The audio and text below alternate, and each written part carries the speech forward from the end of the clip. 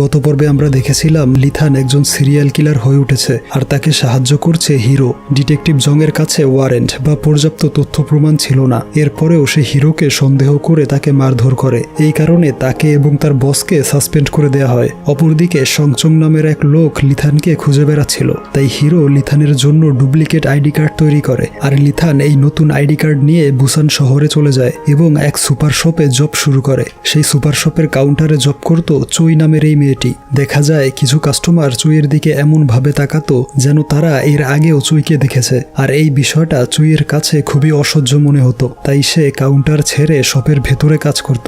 কিন্তু শপের মালিক চাইতো সে যেন শুধু কাউন্টার সামলায়। সে সবসময় তার অতীতের একটা বাজে ঘটনা নিয়ে টেনশনে থাকতো, আর তা হচ্ছে তার বয়ফ্রেন্ড দুষ্টুমির ছলে তার একটা গোপন ভিডিও তৈরি করেছিল আর সেটা সোশ্যাল মিডিয়াতে আপলোড করে দেয়। এই ঘটনার পর থেকে সে প্রচন্ড ডিপ্রেসড হয়ে যায়। এরপর তার শহর ছেড়ে বুসান শহরে চলে আসে। তার গোপন ভিডিওটা যারা দেখেছিল তারাই চুইয়ের দিকে অবাক হয়ে তাকিয়ে থাকতো।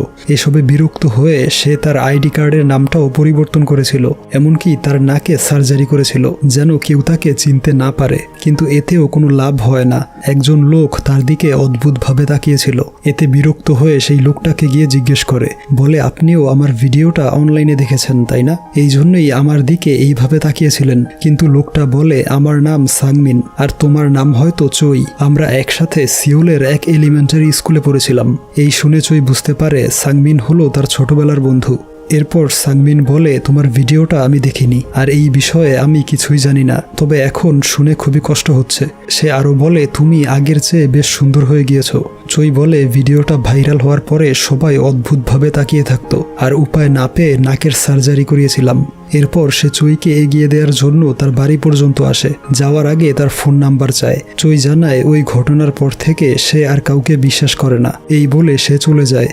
এরপর দিন তাদের শপে এক মহিলা এসে ঝগড়া শুরু করে। মহিলাটি জানায় কয়েকদিন আগে সে কিছু প্রোডাক্ট কিনেছিল আর মেয়াদ উত্তীর্ণ হওয়ার কারণে সেগুলো ব্যবহার করেনি। এখন তার পরিবর্তে সে টাকা ফেরত চায়। কিন্তু চুই বলে, আপনার কোনো হিস্টোরি আমাদের কম্পিউটারে নেই, তাই এই প্রোডাক্টগুলো রিটার্ন নেওয়া সম্ভব নয়। তখন শপের মালিক এসে তাকে টাকা ফেরত দেয়, এমনকি তাকে উপহারও দেওয়া হয়। এরপর সে গাড়ির কাছে এসে দেখে গ্লাসের উপর সিগারেট নেবানো হয়েছে আর পাশে দাঁড়িয়ে লিথান ধূমপান করছিল। এই দেখে সে লিথানকে গালমন্দ করে বলে, আমার গাড়ির সামনে ক্যামেরা লাগানো আছে, এখনই পুলিশে ফোন করে তোমার নামে কমপ্লেন করব। লিথান বলে, শপের বাহিরে মেয়াদ উত্তীর্ণ প্রোডাক্টগুলো রাখা ছিল, এখান থেকে চুরি করে তার বিনিময়ে টাকা এনেছো। এই চুরির দৃশ্যটাও তোমার ক্যামেরায় রেকর্ড হয়ে আছে। এই শুনে সে পালিয়ে যায় আর এসব দূর থেকে চুই দেখছিল। অপরদিকে রিটায়ার্ড অফিসার পার্ক এবং জংয়ের সহকারী ইয়ং জংয়ের সাথে দেখা করতে আসে। তখন ইয়ং একজন প্রফেসরের মার্ডার কেস সম্পর্কে বলে। সে জানায় এই কেসটাতেও কোনো তথ্য প্রমাণ পাওয়া যায়নি। দেখা যায় সেই প্রফেসর এক স্টুডেন্টকে প্রেগনেন্ট করে দিয়েছিল আর তাকে বলে অ্যাবর্শন করিয়ে নিতে। মেয়েটি মানা করলে সে তাকে মেরে মাটিতে পুঁতে রাখে। এরপর হিরো আর লিথানের লিস্টে সেই প্রফেসর চলে আসে আর লিথান তাকেও মার্ডার করে। ওইদিকে ইয়ং বলে, প্রফেসরের কেসটা স্টাডি করতে গিয়ে জানতে পারি মার্ডার হওয়ার কিছুক্ষণ পর লিথান এই শহর ছেড়ে বুসান চলে যায়।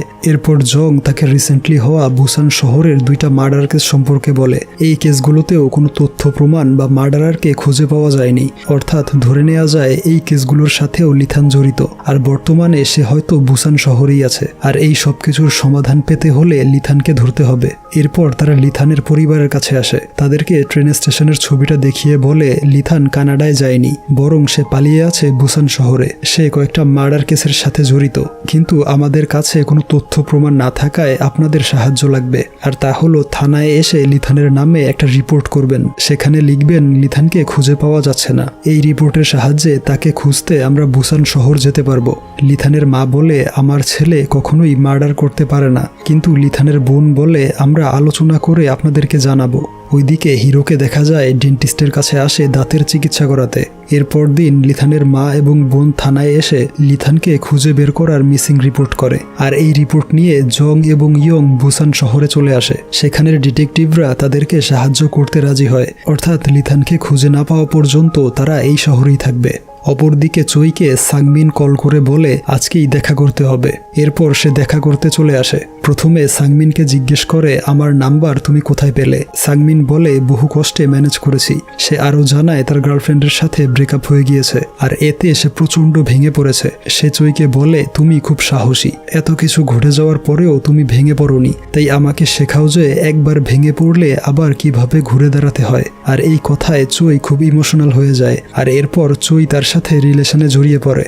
এর বেশ কিছুদিন পর সাংমিনকে দেখা যায় তার আগের গার্লফ্রেন্ডের সাথে, অর্থাৎ তার ব্রেকআপ হয়নি। চুইকে সে মিথ্যে বলেছিল। সে তার গার্লফ্রেন্ডকে বলে অফিসের কাজে কয়েকদিনের জন্য তাকে বুসান শহরে যেতে হবে, অথচ সে বুসান আসে শুধুমাত্র চুইয়ের সাথে সময় কাটাতে। আর এই বিষয়টা লিথান লক্ষ্য করে। রাতের বেলা সাংমিন যখন চুইয়ের সাথে ছিল তখন তার গার্লফ্রেন্ড টেক্সট করলে বিষয়টা সে এড়িয়ে যায়, কিন্তু চুই বুঝতে পেরে তার ফোন চেক করে আর জানতে পারে তার ব্রেকআপ হওয়ার বিষয়টা ছিল সম্পূর্ণ মিথ্যে। এতে চুই প্রচণ্ড রেগে যায় আর বলে সবকিছু সত্যি করে বলো। তখন সাংমিন বলতে শুরু করে। সে বলে তোমার ভিডিওটা আমিও দেখেছিলাম, ভিডিওটা দেখে তোমার প্রতি আকর্ষণ তৈরি হয় আর সেদিন তোমার কাছে ফোন নম্বর চেয়েছিলাম, কিন্তু তুমি মানা করে চলে গিয়েছিলে। এরপর তোমার বাসার ময়লার ঝুড়িতে অনলাইন থেকে অর্ডার করা একটা প্যাকেট দেখতে পাই, সেখানেই তোমার ফোন নম্বর ছিল। তোমার সাথে শুধু টাইম পাস করতে চেয়েছি, এর বেশি কিছু নয়। এই নিয়ে তাদের ঝগড়া শুরু হয় আর এক পর্যায়ে সাংমিন তাকে গলা টিপে মেরে ফেলে। তারপর সে চিন্তা করতে থাকে যে এখন সে কি করবে। এরপর দিন টিভিতে দেখানো হয় চুই নামের এক সুপার শপের স্টাফ তার নিজের ঘরে আগুন লেগে মারা গিয়েছে। জং আর ইয়ং এই নিউজটা দেখে অফিসে চলে যায়। অফিসাররা জানায় এটা কোনো মার্ডার হতে পারে না, মেয়েটা হয়তো ইলেকট্রিক চুলা বন্ধ করতে ভুলে গিয়েছিল। জং বলে এটা মার্ডার কেস হতে পারে, আপনাদের উচিত ইনভেস্টিগেশন শুরু করা। এরপর চুইয়ের এক প্রতিবেশী আরেকজনকে বলে তাকে নিশ্চয়ই মার্ডার করা হয়েছে। পাশের ঘরের লোকজন সারা রাত ঝগড়ার শব্দ শুনতে পেয়েছে। তাদের এই কথাবার্তা শুনতে পায় সংচুং নামের সেই লোকটা। সে বলে পুলিশ আপনাদের চেয়েও বোকা, এই কেসের কোনো সমাধান দিতে পারবে না।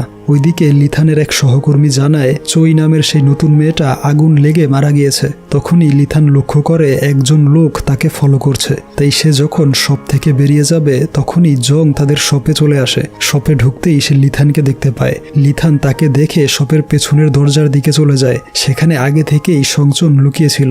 সে কাছে আসতেই লিথানের ঘাড়ে ব্যথা শুরু হয়। সে লিথানকে বলে অনেকগুলো মার্ডার করেছো, এখন চলো তোমার সাথে জরুরি কথা আছে। তখনই দরজা খোলার শব্দ শুনে লিথান পালিয়ে যায়। জং এসে দেখে সেখানে কেউ নেই। হ্যালো বন্ধুরা, আজ আমি 1xBet নামক একটি অ্যাপ সম্পর্কে কথা বলতে চাই, যেটা সবচেয়ে বিশ্বস্ত বুকমেকার। PSG এবং সিরিয়া এই অ্যাপের স্পন্সর। 22 মার্চ থেকে শুরু হতে চলেছে IPL। এই অ্যাপটিতে আপনি আপনার প্রিয় দলকে সমর্থন করতে পারেন। এই অ্যাপে আপনি সমস্ত লাইভ ম্যাচের ফলাফল এবং সেই ম্যাচটি লাইভ দেখতে পারবেন। আপনি স্কোরের ভবিষ্যৎবাণী করে বাজি ধরতে পারেন, যেমন কোন দল জিতবে, কোন দল কত রান করবে এবং কে সর্বোচ্চ স্কোর পাবে, এবং BMW গাড়ি, আইফোন, ল্যাপটপ এবং আরও অনেক কিছুর মতো নগদ পুরস্কার জেতার সুযোগ রয়েছে। এছাড়াও বিভিন্ন ধরনের গেম রয়েছে, আপনি যা খুশি তা বেছে নিতে পারেন। এবং রেজিস্ট্রেশন করার সময় প্রচার কোড CINEMO ব্যবহার করে প্রথমবার জমাতে 13,000 টাকা পর্যন্ত পান। আপনি সহজেই পেটিএম, ব্যাংক, বিকাশ, নগদ, রকেট এবং অন্যান্য সহজ পদ্ধতির মাধ্যমে আপনার জেতা টাকা তুলতে পারবেন। অনেকদিন ধরে এটা ব্যবহার করছি, আপনিও ব্যবহার করতে পারেন। তাহলে আর দেরি কিসের? পিন কমেন্টে লিঙ্ক দেওয়া আছে, লিঙ্কে ক্লিক করে রেজিস্টার করুন, অথবা গুগলে 1xBet সার্চ করে রেজিস্ট্রেশন করুন। আর রেজিস্ট্রেশনের সময় আমার দেয়া প্রোমো কোড CINEMO ব্যবহার করুন এবং বোনাস জিতুন। এরপর ইয়ং জংকে জানায় কেউ একজন এখানকার সিসিটিভির হার্ড ডিস্ক চুরি করে নিয়েছে। এই শুনে জং শপের মালিককে লিথানের ছবি দেখায়। শপের মালিক জানায় ছেলেটা আমাদের এখানে জব করে, তাই জং লিথানের বাসার অ্যাড্রেস চেয়ে নেয়। দেখা যায় সিসিটিভি হার্ড ডিস্ক সংচন চুরি করে এনেছে। আর একটা ফুটেজে সে দেখতে পায় চুইয়ের মার্ডারের দিন সাংমিন চুইয়ের সাথে দেখা করতে শপের বাহিরে এসেছিল। এই দেখে সে সাংমিনের বাড়ি চলে আসে। সে নিজেকে পুলিশের পরিচয় দিয়ে তাকে চুইয়ের বিষয়ে বিভিন্ন প্রশ্ন করে। সাংমিন জানায় চুইয়ের মৃত্যুর ব্যাপারে সে কিছুই জানে না। এই শুনে সংচন বেশ অবাক হয়। সে বলে ওই দিন তুমি চুইয়ের সাথে দেখা করেছিলে আর রাতের বেলা তোমাদের ঝগড়াও হয়েছে। ঝগড়ার এক পর্যায়ে তার মাথায় বাড়ি দিয়ে মেরে ফেলেছ। সাংমিন বলে মাথায় বাড়ি দিয়ে মারেনি। এই শুনে সংচন তাকে মারধর করে বেঁধে ফেলে। সাংমিন তার অপরাধ স্বীকার করে নেয়। সংচন বলে মুখের কথা বিশ্বাস করি না, কাগজে লিখে দাও। এরপর তাকে মেরে ফেলে আর যাওয়ার সময় চুলাটা অন করে রেখে যায়। ওইদিকে লিথান হিরোকে ফোন করে বলে জং এবং আরেকজন লোক আমার পিছু করেছে, তাই আমি এখান থেকে পালিয়ে যাচ্ছি। হিরো বলে কয়েকদিনের জন্য পালিয়ে থাকো, আমি দেখছি কি করা যায়। অন্যদিকে জং বুসানের এক অফিসারকে নিয়ে লিথানের বাড়ির দিকে রওনা হয়, কিন্তু ঘরের দরজা বাহির থেকে লক করা ছিল। বাড়ির মালিককে ফোন করে বলে তারা লিথানের ঘরে ঢুকতে চায়, এক্সট্রা চাবিটা তাদেরকে দিতে হবে। মালিক জানায় আজকে সকালেই এক্সট্রা চাবিগুলো চুরি হয়ে গিয়েছে, তাই তারা দরজা ভেঙে ভিতরে ঢুকে। দেখা যায় পুরো ঘরে ফায়ার এক্সটিংগুইশারের ফোম ছড়ানো হয়েছে। এদিকে অন্য আরেক অফিসারের সাথে ইয়ং আসে সাংমিনের বাড়িতে। তখন সংচন তাদের সামনে দিয়ে বেরিয়ে যাচ্ছিল, কিন্তু দুজনের একজনও তাকে চেনে না। অনেকক্ষণ যাবৎ ঘরে নক করতে থাকে। তখন ইয়ং কান পেতে শুনতে পায় ভেতরে কিছু একটা শব্দ শোনা যাচ্ছে। শব্দটা আসছিল সংচনের অন করে রাখা উত্তপ্ত চুলা থেকে। এর কিছুক্ষণের মধ্যেই সেই চুলা থেকে এক বিশাল বিস্ফোরণ হয়। এরপর হসপিটাল থেকে ইয়ং জংকে ফোন করে বলে, সাংমিনের বাড়িতে সেই লোকটাকে দেখেছিলাম যাকে আপনি বহু বছর ধরে খুঁজছেন। হঠাৎ করে দেখার কারণে তখন তাকে চিনতে পারিনি। ওইদিকে থানায় একটা ছেলেকে ধরে আনা হয়। ছেলেটা জানায় তার এক বন্ধুর সাথে দেখা করার জন্য সে ওই বিল্ডিংয়ে যায়। লিফটে উঠতেই লিথানের সাথে দেখা হয়। লিথানের চেহারা দেখে তার মেজাজ খারাপ হয়ে যায়, তাই বিল্ডিংয়ের ম্যানেজারের অফিস থেকে চাবি চুরি করে আর লিথানের ঘরে ঢুকে ফায়ার এক্সটিংগুইশার দিয়ে পুরো ঘর নষ্ট করে ফেলে। অফিসার বলে তার চেহারা পছন্দ হয়নি, তাই ঘরটা নষ্ট করে দিবে। ছেলেটা বলে ফায়ার এক্সটিংগুইশার নিয়ে একটু খেলা করেছিলাম, এই জন্যে আমার চেহারার এই অবস্থা করে দিলেন। এরপর দেখা যায় সংচনের বা হাতের অবস্থা খুবই নাজেহাল। সে হাতের ড্রেসিং করে আর বলে এই পৃথিবীটা নোংরা কীটপতঙ্গে ভরা, কিন্তু কেউ সেগুলো পরিষ্কার করে না, তাই সেই দায়িত্ব আমি নিজের হাতে তুলে নিয়েছি। এরপর লিথানকে দেখানো হয়। সে বলে এই অদ্ভুত ক্ষমতা আমি আর চাই না। মনে হয় পুরো পৃথিবীর সবাই অপরাধী। জীবনটা খুবই অগোছালো হয়ে পড়েছে। জীবনের সমস্ত সুখ স্বাচ্ছন্দ্য হারিয়ে যাচ্ছে। এরপর ইন্সপেক্টর ইয়ংকে দেখা যায় হসপিটাল থেকে বেরিয়ে যাচ্ছে। ওইদিকে হিরো ঘরে ঢুকে দেখে সংচন তার রুমে বসে আছে। হিরো বলে, আপনাকে আমি কোনো সাহায্য করতে পারবো না, আপনি একজন বাজে লোক। এই শুনে সংচন তাকে একটু মারধর করে বলে, লিথান ছেলেটার সাথে দেখা করতে গিয়েছিলাম, কিন্তু সে আমাকে দেখে পালিয়ে গিয়েছে। ছেলেটাকে আমার দরকার, তার সাথে মিটিং ফিক্স করে দাও।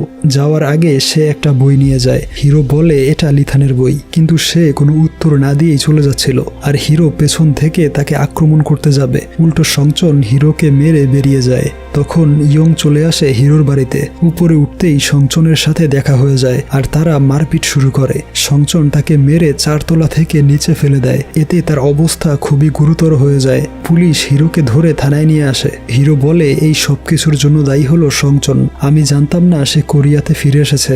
এই বলে সে সংচনের কিছু মার্ডার কেসের রিপোর্ট জংকে দেখায় আর বলে বুসানের সেই ব্লাস্টের পেছনেও সংচনের হাত রয়েছে। এসব শুনে জং রেগে গিয়ে বলে, এর আগেও তোমাকে ধরে আনা হয়েছিল, তখন এই বিষয়ে কিছুই বলনি আর লিথানকেও লুকিয়ে রেখেছ। হিরো বলে লিথান সংচনের চেয়ে অনেক আলাদা আর আপনার এখনই সময় সংচনকে ধরে প্রতিশোধ নেয়ার। এই শুনে জং তাকে বেরিয়ে যেতে বলে। জং এর এই সিদ্ধান্তে তার সহকারী অফিসার রেগে যায়। সে বলে তোমার উচিত হিরোর কথা মতো সংচনের পিছু করা। জং বলে এসব আমার কাজ নয়, আমি সাসপেন্ড হয়ে আছি। এই বলে সে চলে যায়। আর এসব তাদের নতুন বস মিস্টার মেয়ং দেখতে পায়। জং এর সহকারী জানায় জং কিছুদিন আগে সাসপেন্ড হয়েছে, এই জন্যে সে এই কেসের দায়িত্ব নিতে পারবে না। এরপর সংচনকে দেখা যায় ট্রাফিক জ্যামে আটকে আছে। একটা ছেলে একজন বয়স্ক ড্রাইভারের সাথে বাজে ব্যবহার করছিল।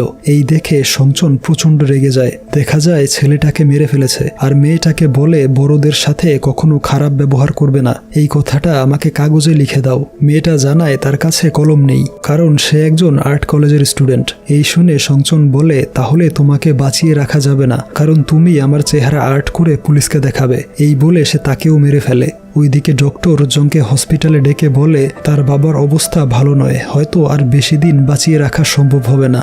বাবার এই অবস্থা শুনে সে প্রচন্ড ভেঙে পড়ে। তার বাবার সামনে দাঁড়িয়ে বলে আমার একটাই অনুশোচনা, তোমার এই অবস্থা যে করেছে সেই সংচনকে আমি এখনো ধরতে পারিনি। এরপর জংয়ের নতুন বস মিস্টার মেয়ং তার বাড়িতে আসে। জংকে বলে এই মেয়েটাকে আজকে সকালে মার্ডার করা হয়েছে। মেয়েটা হচ্ছে কাজুক কনস্ট্রাকশন কোম্পানির চেয়ারম্যানের নাতনি। ডিপার্টমেন্ট থেকে বলা হয়েছে এই কেসটা সলভ করতে পারলে আমাকে প্রমোশন দেওয়া হবে। ধারণা করা হচ্ছে এই কেসটার সাথেও সংচন জড়িত, আর সংচনের ব্যাপারে সবচেয়ে বেশি তুমিই জানো, তাই আগামীকাল থেকে ডিপার্টমেন্টে জয়েন করবে।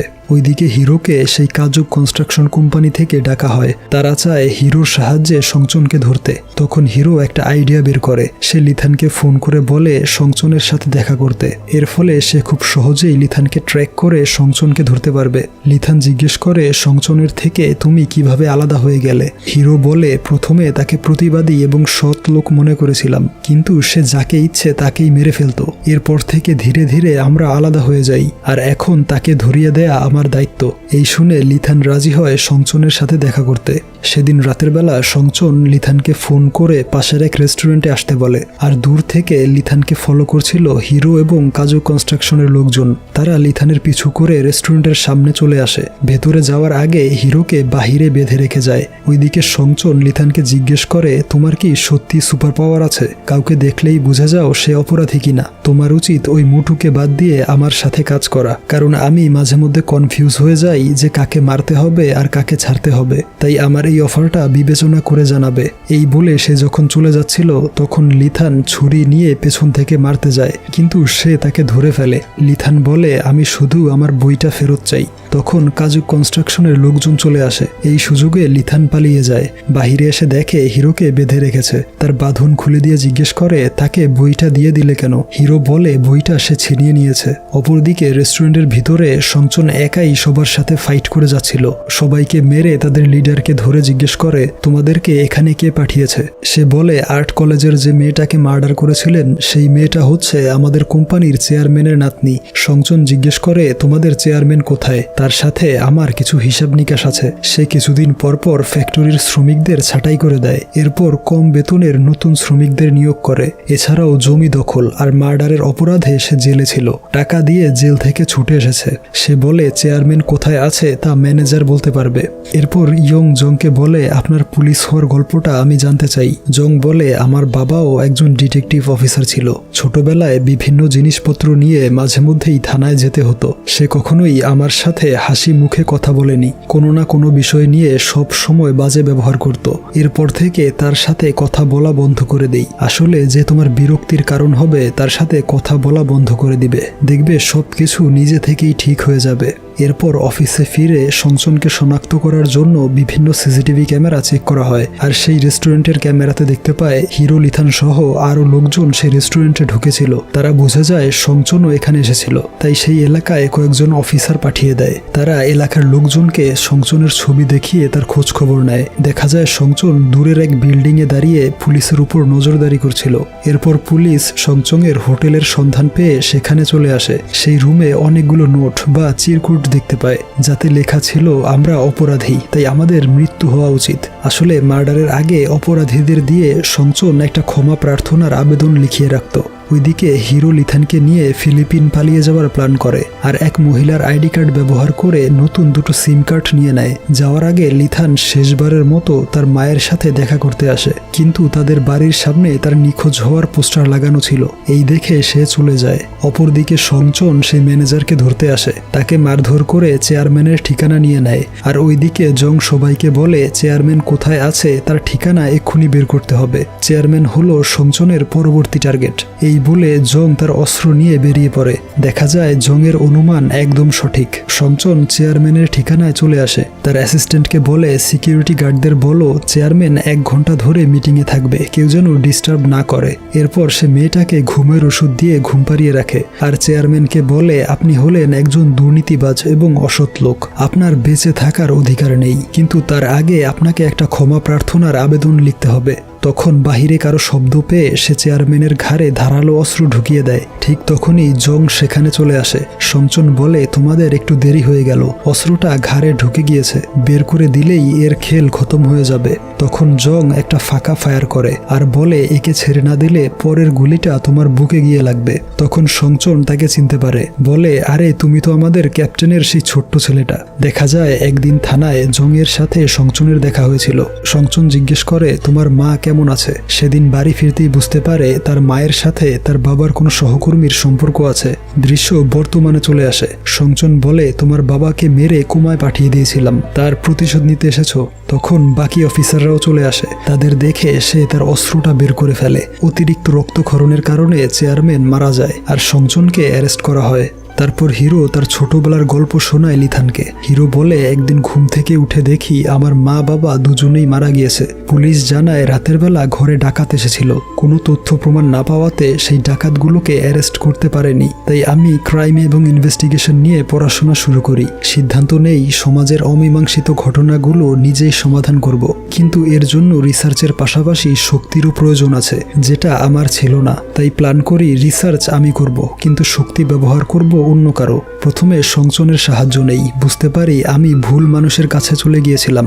এরপর একদিন জানতে পারি আমার বাবা মায়ের খুনি কিমের বিষয়ে, কিন্তু তাকে ধরার আগেই তুমি তাকে শেষ করে দিয়েছিলে। এরপর তোমাকে নিয়ে রিসার্চ শুরু করি। বুঝতে পারি তোমার এক বিশেষ ক্ষমতা রয়েছে, আর তুমি হচ্ছ আমার পরিকল্পনার সঠিক ব্যক্তি।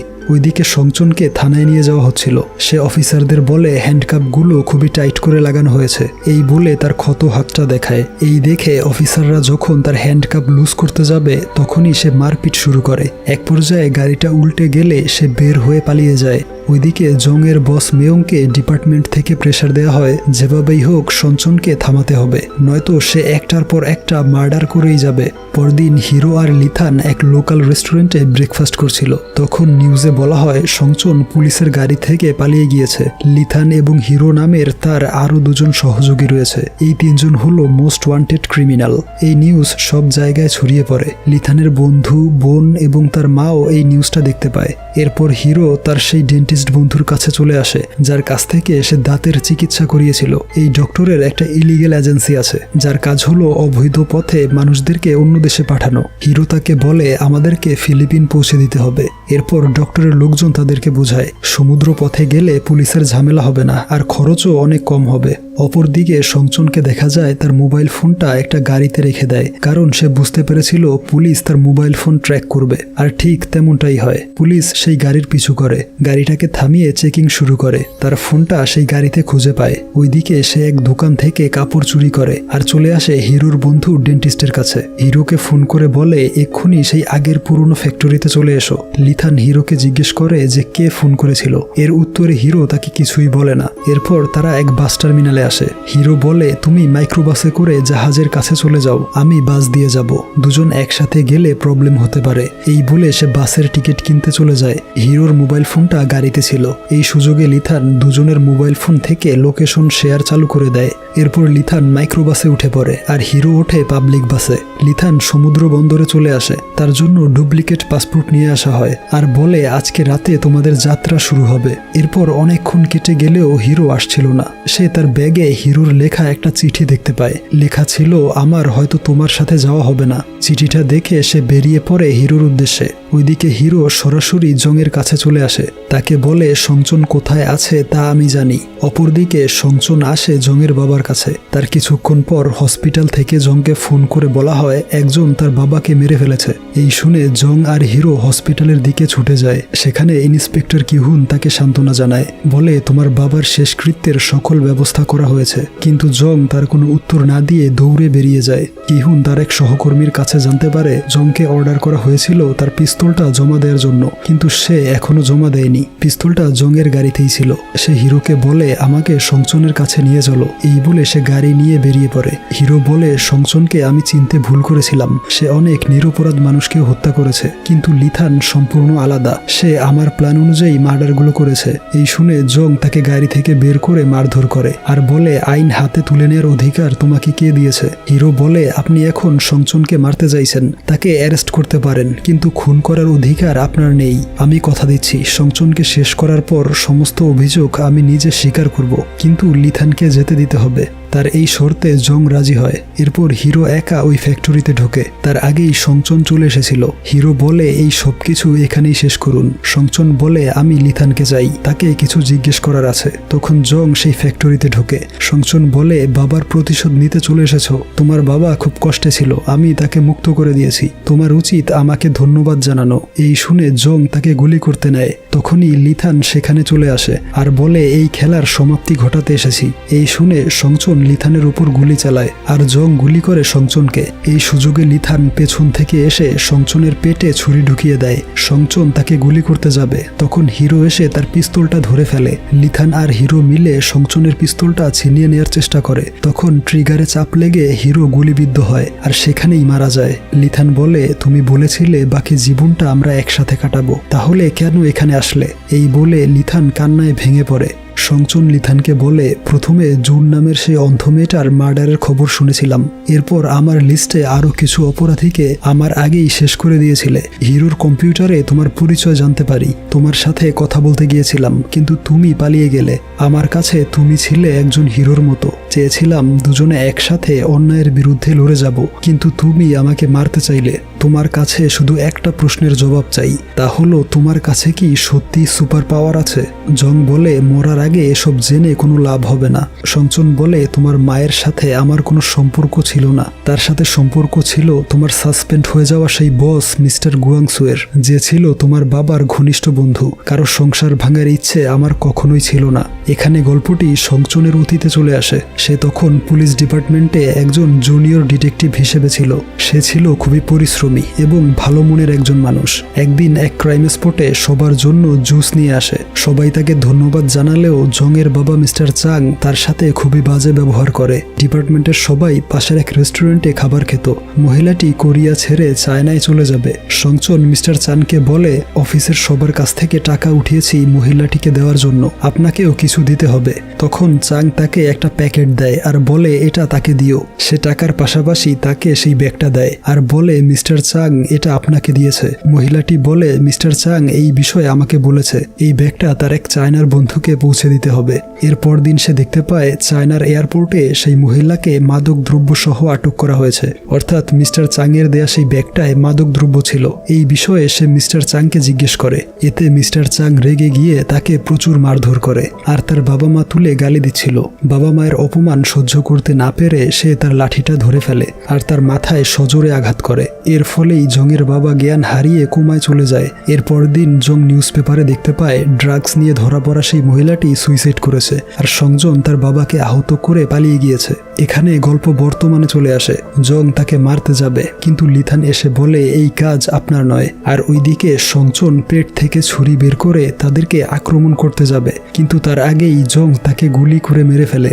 এরপর লিথান জংয়ের পিস্তল নিজের মাথায় ঠেকিয়ে বলে, আমি একটা স্বাভাবিক জীবন চেয়েছিলাম, এই সব কিছু আমার কাছে অসহ্য হয়ে পড়েছে। এই বলে ট্রিগার চাপে, কিন্তু পিস্তলে বুলেট ছিল না। জং বলে, তুমি অনেকগুলো মার্ডার করলেও আমাদের কাছে কোনো তথ্য প্রমাণ নেই যা দিয়ে তোমাকে অ্যারেস্ট করতে পারবো, যাও তোমাকে ছেড়ে দিলাম। আর হিরো এটাই চেয়েছিল। এই বলে সে চলে যায়। এরপর সেই ফ্যাক্টরিতে আগুন লাগে। লিথান হিরোকে বের করার অনেক চেষ্টা করেও ব্যর্থ হয়। এরপর সেও বেরিয়ে আসে ওই ফ্যাক্টরি থেকে। সেই রাতে তার মা গির্জায় প্রার্থনা করে বাড়ি ফিরছিল। দেখতে পায় তার রাস্তার সমস্ত বরফ কেউ একজন পরিষ্কার করে রেখেছে। বাড়ি এসে তার হাজব্যান্ডকে প্রশ্ন করলে সে জানায় বরফ সে পরিষ্কার করেনি। সে বুঝতে পারে তার ছেলে লিথান এসেছিল।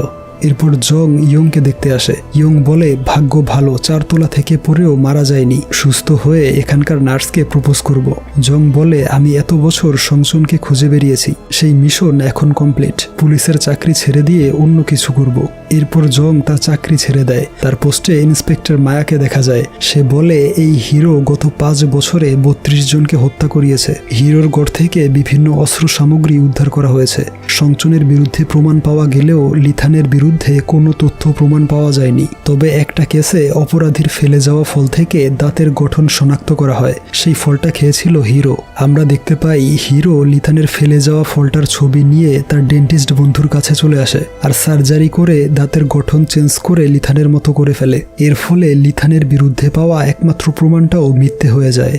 পরের দৃশ্যে আমরা দেখি লিথান ফিলিপিন চলে এসেছে। সেখানের সমুদ্র বন্দরে মাছ বহন করার কাজ করছে। আগের চেয়ে এখন সে বেশ ভালোই আছে। সে কেউ একজনকে চিঠি লিখে জানায়, ভেবেছিলাম স্বাভাবিকভাবেই জীবনযাপন করব, কিন্তু ঈশ্বর হয়তো তা চায় না। এরপর কয়েক মাস কেটে যায়। জং তার কুকুর নিয়ে পার্কে ঘুরতে আসে। তার বাবলগাম শেষ হয়ে যাওয়ায় একটা দোকানে আসে বাবলগাম কিনতে। তখন টিভিতে শুনতে পায় কয়েকদিন আগে হয়ে যাওয়া সেই হত্যাকাণ্ডের অপরাধীর কোনো তথ্য প্রমাণ পাওয়া যায়নি। আর জানা গিয়েছে মার্ডার হওয়া লোকটা ছিল একজন খুনি। পুলিশ তাকে কয়েক বছর ধরে খুঁজে বেড়াচ্ছিল। ওইদিকে দেখা যায় লিথান কোরিয়াতে ফিরে এসেছে। রাস্তায় হাঁটার সময় একটা লোকের সাথে তার ধাক্কা লাগে, আর সাথে সাথেই তার ঘাড়ে প্রচন্ড ব্যথা শুরু হয়। অর্থাৎ নিউজে দেখানো সেই খুনটা লিথানই করেছিল। ধারণা করা হচ্ছে কিলার প্যারাডক্স নামের এই অসাধারণ সিরিজটির আরও একটা সিজন আগামী বছর রিলিজ করা হবে, নয়তো এই রহস্যময় গল্পটা রহস্যই থেকে যাবে।